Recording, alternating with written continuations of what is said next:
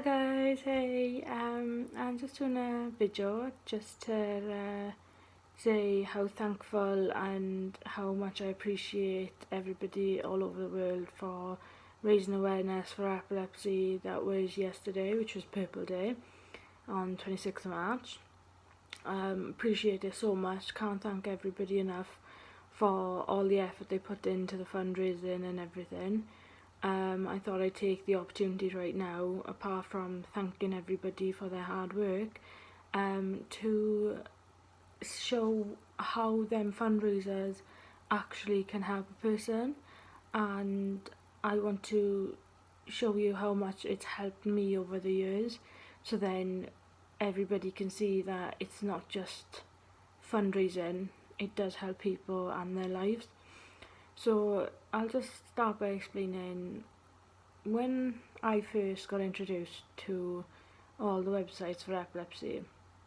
I didn't think they're strangers to me, they're not going to be able to help me. What I want to talk about on that one is how physically and mentally epilepsy can do to you, and I used to have so many bad days mentally. I used to sit there and not even want to get up out of my bedroom, like at all. I used to just want to sit in there and do nothing. And physically my body would shut down. Like there would be like, even if your brain is like, oh I want to get up, your body would be like, no. It's tough on a daily basis, it's really tough, even now to this day. It's tough for me because I started back with epilepsy awareness when I was 18 and I'm 26 now. It changed my life in a way where I realised I wasn't the only one out there. I knew I wasn't the only one with epilepsy, but I wasn't the only one that felt the way I felt, how much of a dark place an invisible disability can put you in. And I think that's some of the problems these days, because it is an invisible disability.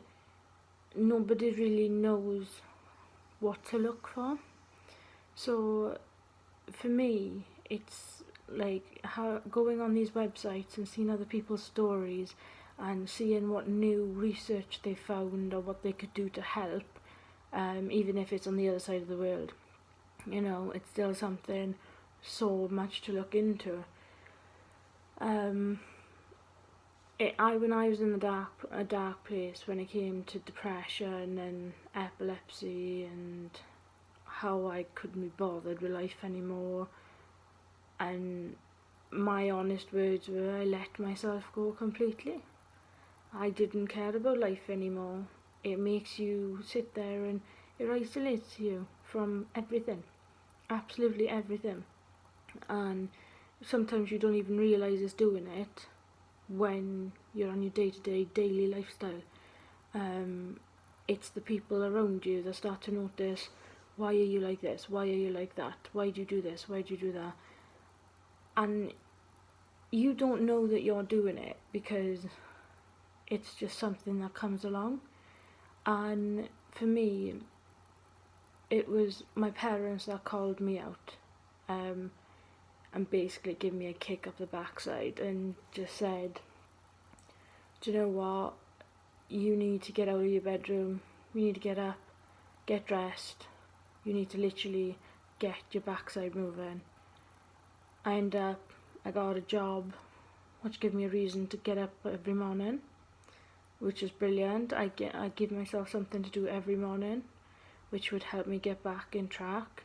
And I started, and then I started going on the Epilepsy Action website, Epilepsy Awareness website, and Epilepsy Society website.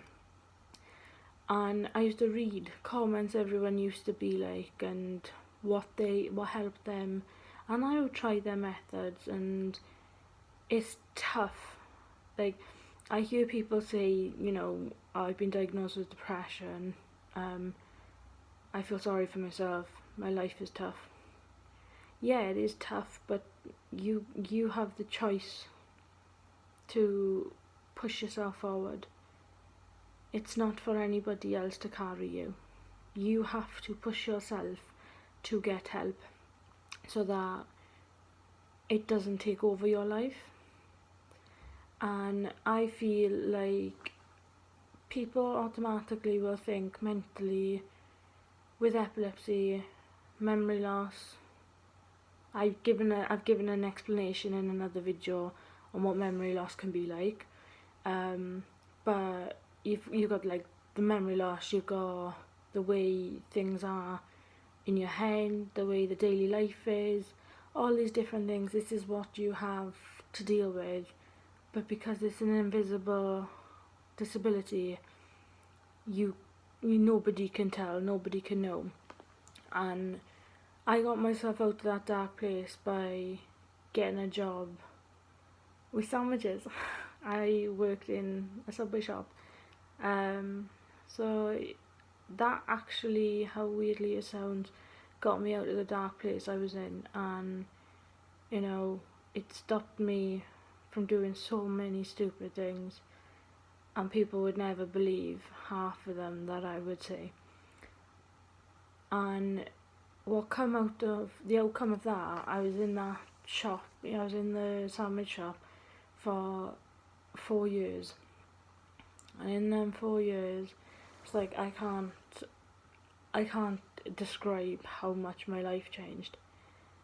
And then it made reading all the comments, all the advice, all the stuff that I went through worthwhile. Like, and I met my husband. I made a joke about one day, like before we even were together, I made a joke and said one day I'm gonna marry him. And I was just joking around with a couple of colleagues, and here I am today, actually married to him. So for me to be like, get myself back into that place where I allowed myself to open up and allowed myself to allow someone else into my life, not just in a relationship, but actually married, that's what brightened up my life as well. I finally found someone who accepted me in so many different ways. So it's mentally, it boosted me up more. It made, like, what I like to call the little bubble in my brain more brighter than darker. And it's hard when, you know, my husband didn't have any knowledge of any health condition, but he made it all better. My family made it better, you know, my friends made it better, and physically I get days where, even to this day, like I get days where I literally struggle so hard to get out of bed. Like I have to push and push and push every single day. I can't sit there and feel sorry for myself. I've got no time to feel sorry for myself.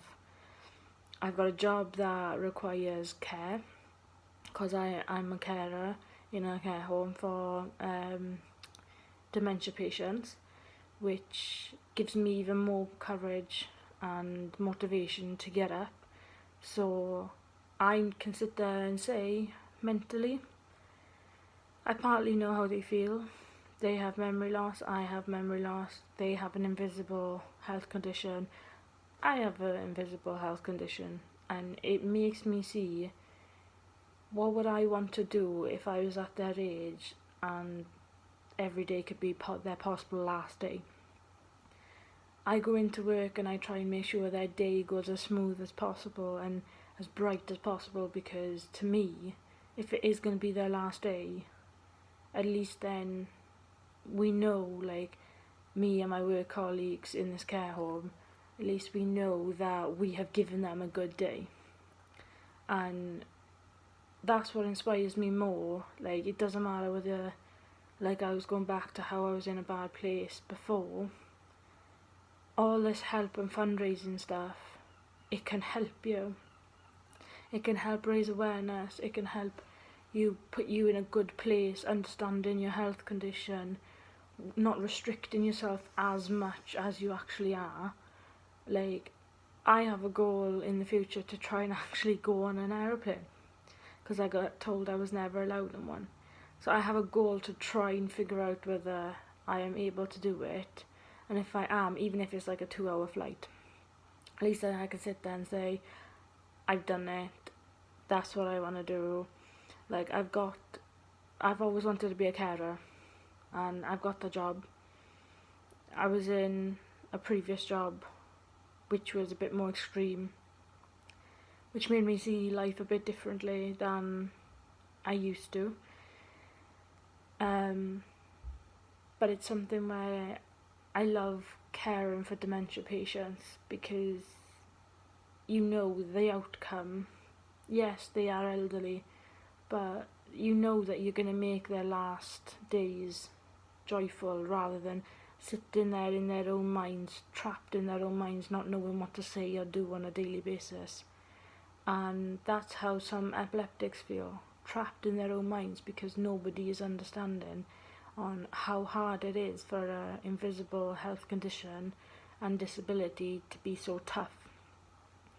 Like, the funniest thing for me is sometimes my body feels as if it's an elderly person's body. I'm 26, and to be honest, I'm struggling. Like, you swear I'm literally in my 70s and 80s. It's funny to see, because it's like, oh God, what a day. But that is what partly it does. And, you know, medications help you, but they also don't help you. So I just think people who are out there with all these things that I'm saying, or similarities, come and view the video, come and view my channel, message me. You know, you can find me on Facebook under the same name. You know, you literally can, I can honestly sit there and say, you don't have to think, oh, this website isn't going to help me, they're strangers to me, they're not going to know anything, because they do. If anything, some of them have been on it before, and some of them have got the help before. Like, I've got the help before. You know, I was in a mentally bad place, and, you know, even if it's just talking to me about it, I'm trying to raise an awareness for people to realise you're not alone. In many different ways, you're just not alone, and we're here to support you. Like, I will do everything I can to listen to somebody who's got a really tragic story, or someone who's got a really emotional story. I am here for you, and I know I might be a stranger to some people, but at the same time, sometimes it's better and easier to talk to someone who knows what you're going through, rather than a family member at times. Like, but I had, going through photos, I had brilliant parents. You know, they are amazing to me. You know, my siblings, amazing to me, absolutely amazing. And my husband, which at the end of this video, I will show all that time when I was in sandwich shop, and when I was doing all them sort of things, what I accomplished from it. And I would like to share it with you guys in photos, obviously. But that would be great, and I appreciate everything everyone's done when it's come to raising awareness. It can help the people who need it in the future and who need it now. So if you ever want to have a chat, or ever want to just listen to my video or anything, subscribe me, watch video, come talk to me, anything, just let me know. And I hope we'll finish it on that one. I do hope you all have a very good day, and I shall speak to you soon.